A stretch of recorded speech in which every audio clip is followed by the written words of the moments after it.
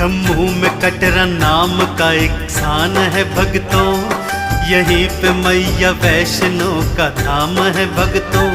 त्रिकूट पर्वतों पे बनी माँ की है गुफा, पिंडी के रूप में तो मैया बैठी है यहाँ।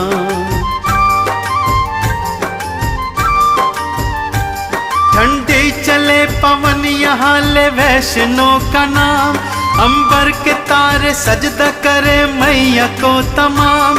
भवनों पे लग रहा श्री हनुमान का पहरा, भैरों की अगवानी की भक्तों अद्भुत कथा।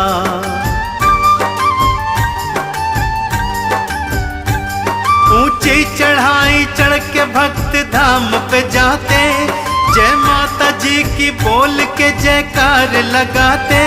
दर्शन की बारी भक्तों सभी की नहीं